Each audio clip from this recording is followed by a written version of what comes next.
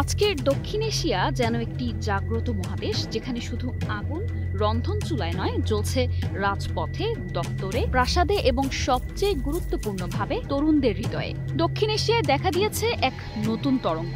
রাজনীতিতে শুরু হয়েছে উথাল পাথাল। একসময় যেসব সরকার দীর্ঘদিন ধরে ক্ষমতায় ছিল, সেই ক্ষমতা থেকে একের পর এক সরকারকে গদি ছাড়া করছে জনগণ। আরও নির্দিষ্ট করে বললে জেনারেশন জেড বা তরুণ প্রজন্ম। এর ধারা শুরু হয়েছিল ২০২২ সালে শ্রীলঙ্কা থেকে, এরপর বাংলাদেশ, আর সবশেষ যোগ হয়েছে নেপাল। আর এদিকে জনমনে প্রশ্ন, তবে কি ভারত এই ধারাবাহিকতার শেষ অধ্যায় হতে চলেছে? মজার বিষয় হলো, শ্রীলঙ্কায় রাজাপাকসের সরকারের পতন হয়েছিল জুলাই মাসে, আর বাংলাদেশে হাসিনা সরকারের পতন হয় অগাস্ট মাসে। আর এদিকে নেপালে ওলি সরকারের পতন হয়েছে সেপ্টেম্বর মাসে। এটি কি কেবলই কাকতালীয়? যদি এমন কিছুই হয়, তাহলে এর পরবর্তী শিকার কে? সেটি কি অক্টোবর মাসে ঘটবে? আর অক্টোবরে ঘটলে কোন বছরে? একসঙ্গে অনেক প্রশ্ন। এসব প্রশ্নের উত্তর হয়তো সময়ই বলে দেবে।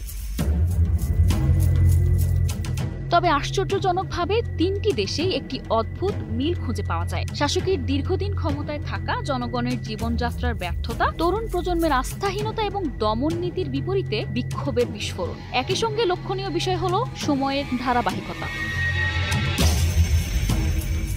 রাজনৈতিক বোদ্ধারা মনে করছেন, দক্ষিণ এশিয়ার এই আন্দোলনগুলো একটি নতুন সামাজিক বাস্তবতার প্রতিফলন। মানুষ আর কেবল অর্থনৈতিক সমস্যায় ক্ষুব্ধ নয়, তারা স্বৈরাচার শাসন, দুর্নীতি ও কর্তৃত্ববাদকে প্রত্যাখ্যান করছে। বিশেষ করে তরুণ প্রজন্ম, যারা সোশ্যাল মিডিয়ার যুগে বড় হয়েছে, তারা প্রচলিত রাজনৈতিক কাঠামোকে আর বিশ্বাস করছে না। তারা নিজেরাই নেতৃত্বে আসছে। শ্রীলঙ্কায় জনগণের ক্ষোভ শুরু হয়েছিল জ্বালানি ও খাদ্য সংকট থেকে। বাংলাদেশে তা শুরু হয় সীমাহীন দুর্নীতি ও দমন নীতির বিরুদ্ধে। আর নেপালের ছাত্ররা সরাসরি সরকারের প্রাসাদে আগুন ধরায়। তিনটি ক্ষেত্রেই আন্দোলন শুরু হয় ছোট ছোট দাবিতে, কিন্তু শেষ হয় শাসকের পতনে। ধারা বিশ্লেষকরা এটিকে আঞ্চলিক বিদ্রোহের চক্র বলে উল্লেখ করছেন। যখন এক দেশে সফল বিদ্রোহ ঘটে, তখন প্রতিবেশী দেশের মানুষ ভাবে আমরাও পারব। এই মনস্তাত্ত্বিক সংযোগ আন্দোলনকে সীমান্ত ছাড়িয়ে ছড়িয়ে দেয়। আজ শ্রীলঙ্কা থেকে নেপাল পর্যন্ত যে অগ্নিশিখা ছড়িয়েছে, তা ভারতের জন্য সরাসরি এক সতর্কবার্তা।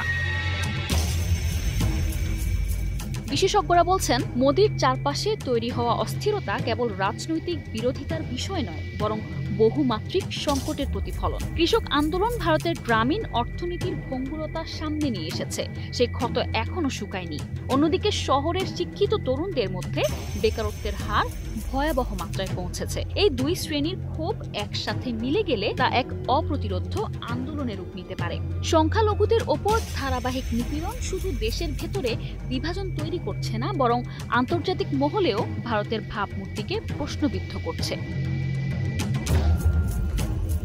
যুক্তরাষ্ট্র ও ইউরোপীয় ইউনিয়নের মানবাধিকার সংস্থাগুলো ইতোমধ্যে উদ্বেগ প্রকাশ করেছে। ফলে মোদী সরকার দ্বিমুখী চাপের মুখে। ভেতরে জনরোষ আর বাইরে কূটনৈতিক চাপ আরো ভেঙে দিয়েছে। যখন মানুষ দেখে যে তাদের কণ্ঠস্বর দমিয়ে দেওয়া হচ্ছে এবং বিচার ব্যবস্থা পক্ষপাতদুষ্ট, তখন বিদ্রোহের আগুন আরো দ্রুত ছড়িয়ে পড়ে। রাজনৈতিক বোদ্ধারা মনে করছেন, মোদীর জনপ্রিয়তা একসময় বিজেপির সবচেয়ে বড় শক্তি ছিল, কিন্তু এখন সেই জনপ্রিয়তা পরিণত হচ্ছে দুর্বলতায়। কারণ যখন শাসকের প্রতীক হয়ে ওঠা ব্যক্তির উপর আস্থা ভেঙে যায়, তখন বিদ্রোহের লক্ষ্য হয় সরাসরি সেই ব্যক্তিকে কেন্দ্র করে।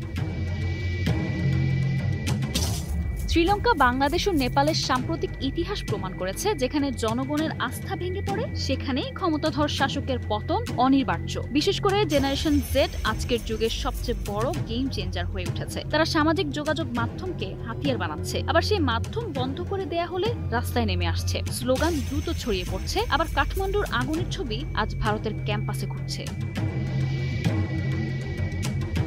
ভারতের মোদিও কিন্তু বাস্তবতার বাইরে নন। তরুণ প্রজন্ম শুধু প্রতিবাদ করছে না, তারা রাষ্ট্রীয় ক্ষমতার কাঠামো ভেঙে দিচ্ছে। তারা দেখিয়ে দিচ্ছে, যদি সাহস থাকে তবে রাষ্ট্রযন্ত্রকে চ্যালেঞ্জ করা বাংলাদেশ ও নেপালের মতো যদি তারা একত্রিত হয়, তবে মোদির শাসনকে টিকিয়ে রাখা কঠিন হয়ে পড়বে। এছাড়া ভারতের ভেতরে ধর্মীয় মেরুকরণ রাজনৈতিক ফাটলকে আরো গভীর করছে। একদিকে হিন্দুত্ববাদী জাতীয়তাবাদ, অন্যদিকে সংখ্যালঘুদের বঞ্চনা।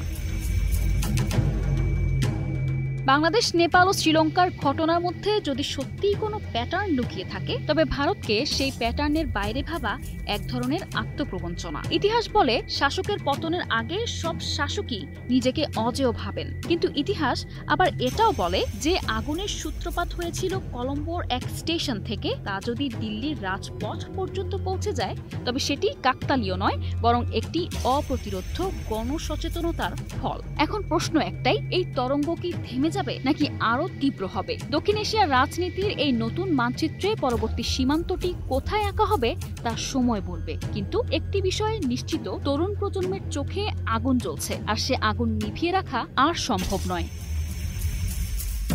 নিশা আলম, নিউজ ডেস্ক, 21 টেলিভিশন।